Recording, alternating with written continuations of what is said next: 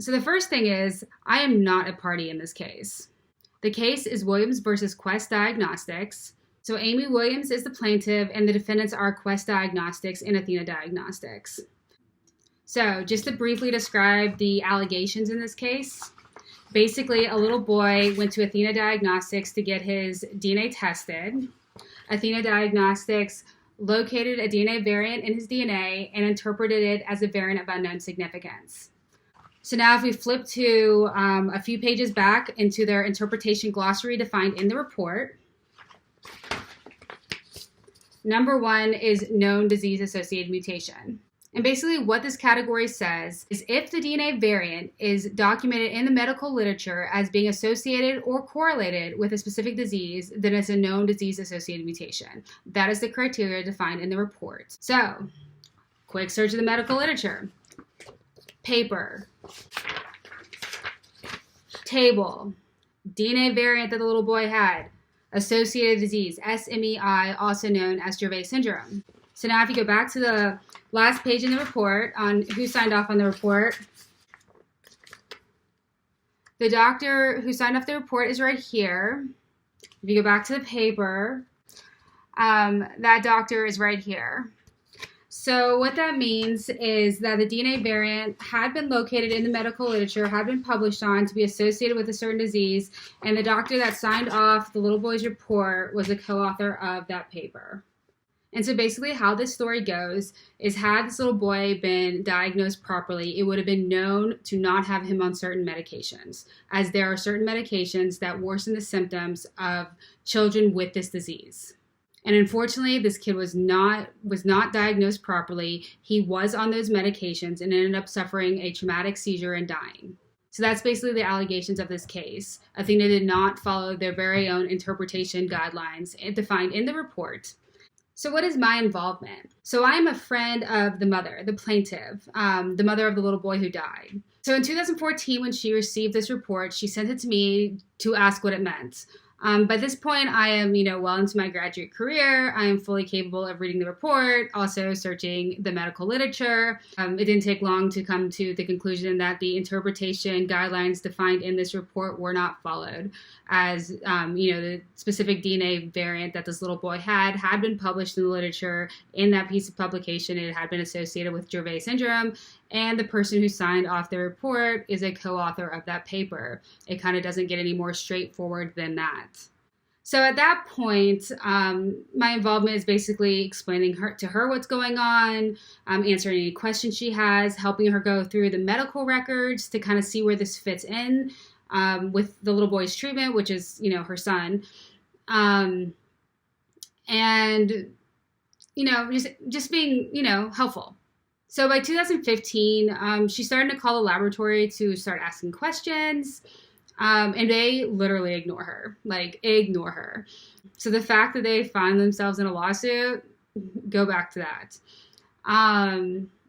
But anyway, eventually it goes into because she's not getting any answers, she gets some lawyers, and they're going to sue the laboratory.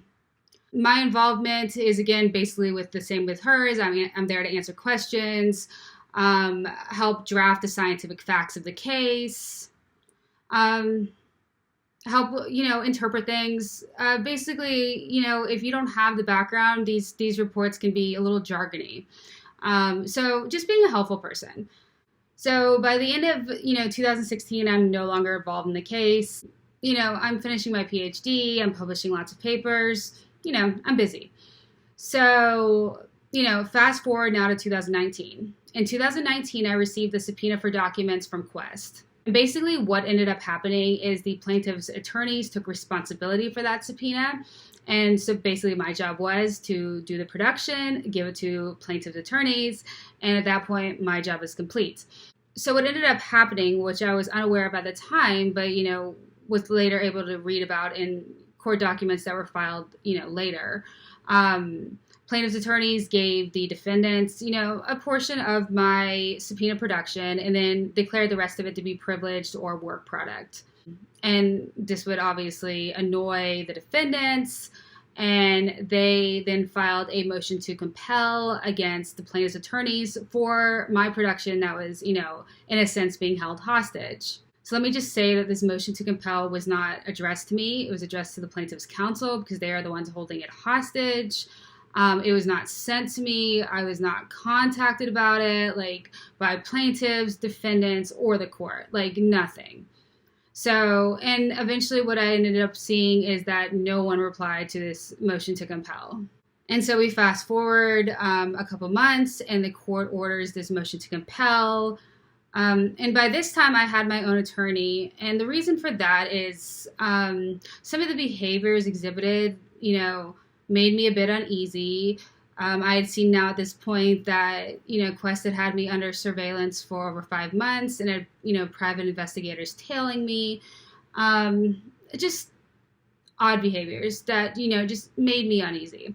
So by this point, I have my own attorney. The court has ordered the motion to compel. The court-ordered motion to compel goes to my attorney. And basically what I do is I send the exact same link as I had sent to the plaintiff's attorneys in August of 2019, which thankfully I still had. And I sent it to the defendants. And of course, the defendants are not satisfied. Long story short, it ends up growing into a motion to show cause, which ends up into a motion to show cause hearing. And basically, once I received the transcript from that hearing, I'm able to see that the judge said that I need to tell her why she shouldn't hold me in contempt. So basically, I go to my attorney and say, I think we need to do this show cause response. He says we do not. Lots of back and forth about that. Basically, I want to do it. He does not want to do it. Or he does not find it necessary to do it. And in this time, the case happens to be dismissed. On PACER, my show cause response is actually terminated. So in the end, we did not do a show cause response because basically he said we didn't need to, and now the court records show that the motion has been terminated. So a few weeks later, there is now a petition for fees against me. This is very surprising to my attorney. So he contacts Quest to be like, why is this petition for fees coming out now? And Quest's response was, because Laurel began posting on Twitter. And so when the case ended, obviously there's media coverage on this case. And so I had posted, those media articles with, some comments, thoughts, whatever. And apparently Quest didn't like that. Which I guess I can understand.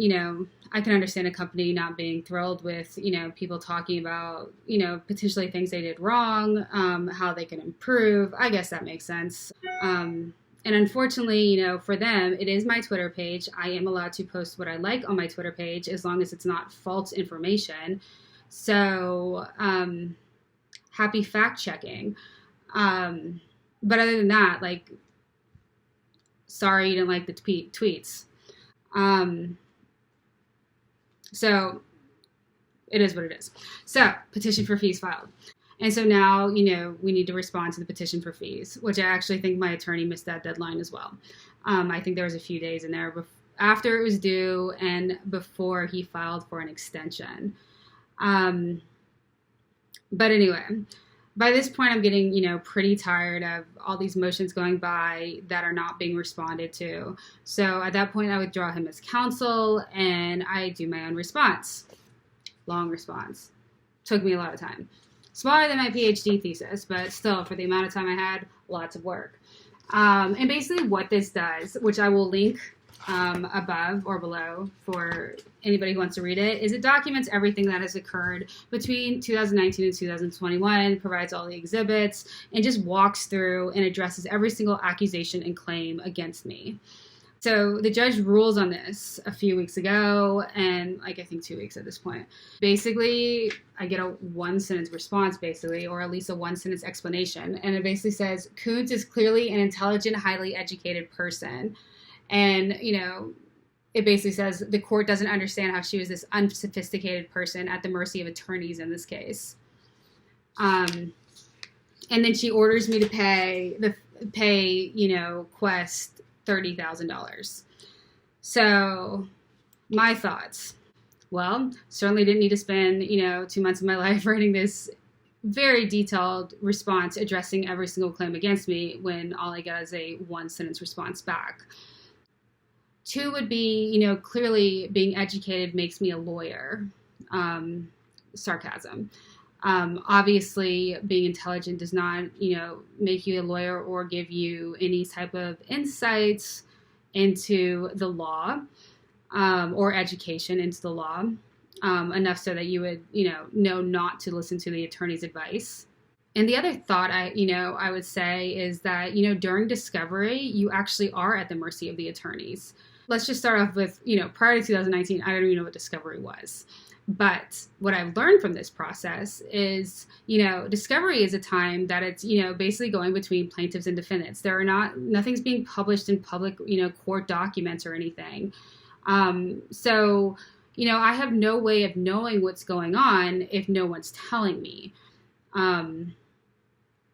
And so, up until discovery started, I'm able to follow along with the court case, at my will, because I can get onto Pacer and just pay to have the court documents, and, I can, read through them as I please. But once discovery starts, this is, a time, this stuff is going between plaintiffs, defendants, and, whoever else outside that they pull in, but it's not being published in the court documents. So you very much are at the mercy of the attorneys, because if there's information going between the attorneys and that is not being communicated with me, there is no other way for me to find out about this. I mean, maybe 6 months down the road when court documents come out after discovery is over, yeah, then I can look and be like, oh, didn't know about that. But prior to that, there's no way for you not to be at the mercy of the attorneys during the discovery process. That's, my 3 thoughts on that. But regardless, whatever. So leads me now with, I'm supposed to pay now, Quest $30,000. So my thoughts on that. Well, okay, I guess, she ruled. And so